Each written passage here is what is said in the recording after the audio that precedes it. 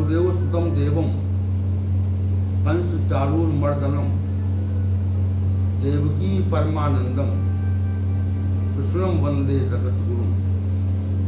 कृष्णम वंदे जगद्गुरु। कृष्णाय वासुदेवाय हरे परमात्मने प्रणत क्लेश नाशाय गोविंदाय नमो नमः। गोविंदाय नमः।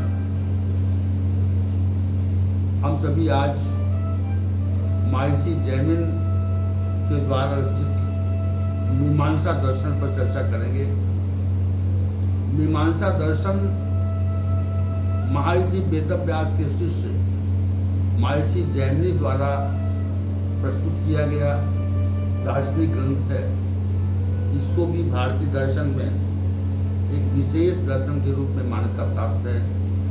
महर्षि जैमिनी वेदों के विशिष्ट विद्वान थे। इन्होंने दार्शनिक विषय पर यह पुस्तक लिखी। इस दर्शन में धर्म क्या है, इस सूत्र के साथ इस ग्रंथ का आरंभ होता है और महर्षि जैमिन के द्वारा रचित ग्रंथ मीमांसा पर, मीमांसा में धर्म क्या है इसका वर्णन किया गया है। जिस ज्ञान का स्तुति में आदेश दिया है उसी को धर्म कहते हैं। श्रुतियों में अंकित धर्म के ज्ञान का निर्णय प्रत्यक्ष ज्ञान के द्वारा हो पाना संभव नहीं है। प्रत्यक्ष ज्ञान इंद्रियों और बाह्य सांसारिक पदार्थों के संयोग से उत्पन्न होता है। इसलिए सांसारिक ज्ञान नित्य नहीं है और उसका सदैव परिवर्तन होता रहता है। सांसारिक विषय में नई नई खोजें होती रहती हैं।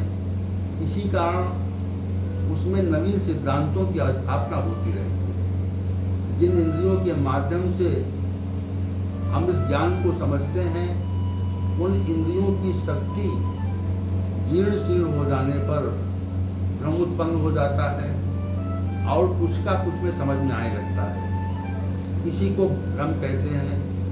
अनुमान प्रमाण प्रत्यक्ष प्रमाण पर ही आधारित है। इसलिए अनुमान से धर्म का ज्ञान संभव नहीं, अर्थात ऐसा है तो ऐसा होगा। इस सिद्धांत पर धर्म कार्य नहीं करता। इसलिए धर्म के उद्देश्य का जो आधार है वह श्रुति है।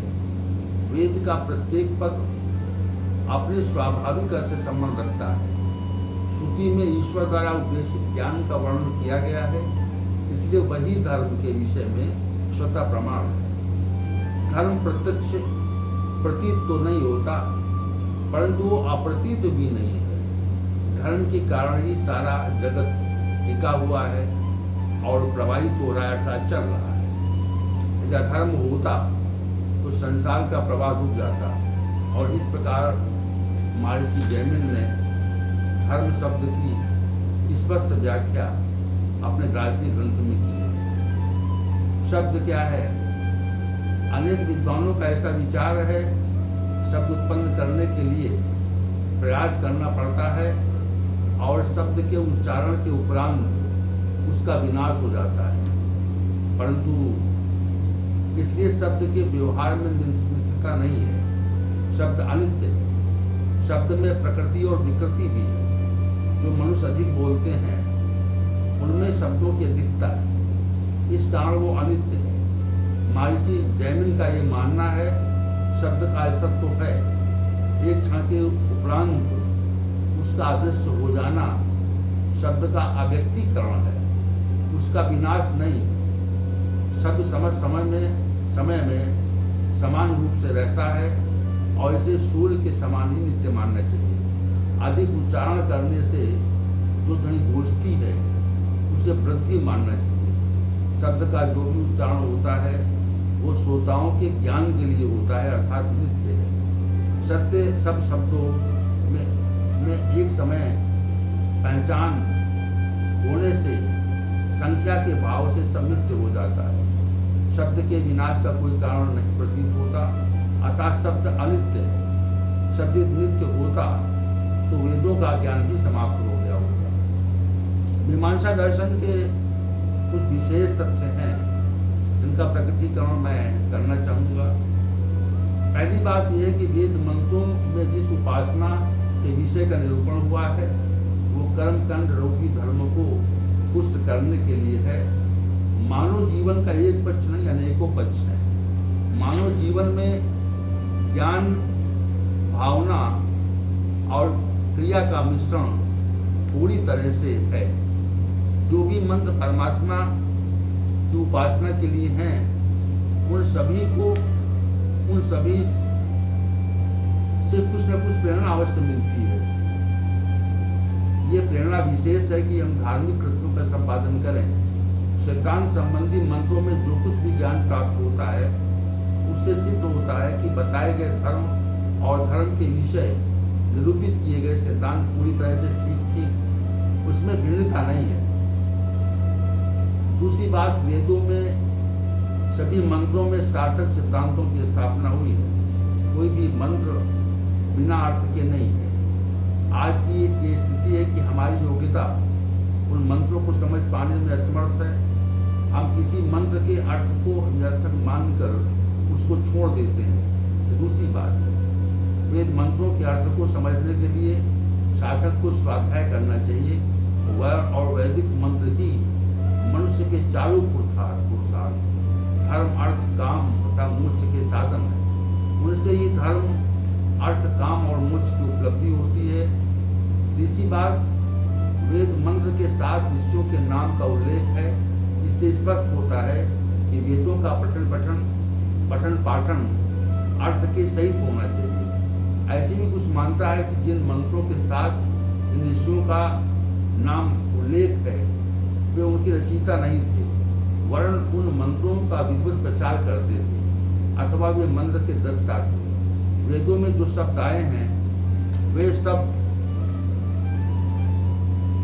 उनका विधिवत प्रचार करते थे अथवा मंत्र के दस्ता ऋषि थे। वेदों में जो शब्द आए हैं वे सब योगी के अनुसार सामान्य अर्थ रखते हैं। ये भी संभव है कुछ महानुभावों के नामों से मिलते जुलते हैं तो ये भ्रम हो जाए कि ऐतिहासिक व्यक्तियों के नाम है, परंतु ऐसा नहीं है। चौथी बात है ईश्वरीय। इस प्रकार वेद ईश्वरीय ज्ञान है। हमारे ब्राह्मण ग्रंथों में, कल्पसूत्रों में और स्मृतियों में कर्मकांड का विस्तार से वर्णन किया गया है। वैदिक विधानों के पर्याप्त ज्ञान के लिए उनको आधार माना जाता है। वेदों के वही अंश मान्य होने चाहिए जो वेदों के अनुकूल हों। जो वैदिक सिद्धांत प्रतिकूल हों उन्हें हमें अमान्य कर देना चाहिए। ऐसी अनेक घटनाओं को या अनेक तथ्यों को जो वैदिक सिद्धांतों के प्रतिकूल हों उन्हें वेदों की तरह से स्वतः प्रमाण नहीं कहा जा सकता। वेदों में चूंकि धर्म का निरूपण हुआ है इसलिए वे ही धर्म के निरूपण के एकमात्र साधन हैं। इन्हीं के द्वारा हम अपने धार्मिक कर्तव्यों और कर्मों का ज्ञान प्राप्त करते हैं। वेद मंत्रों के अर्थों की सार्थक अभिव्यक्ति के कारण पादों की व्यवस्था की गई है। जहाँ पाद व्यवस्था है उन मंत्रों को ऋचा कहा गया है, परंतु जो मंत्र पादबद्ध नहीं है उनका गायन भी संभव नहीं है, उन्हें यजु कहते हैं।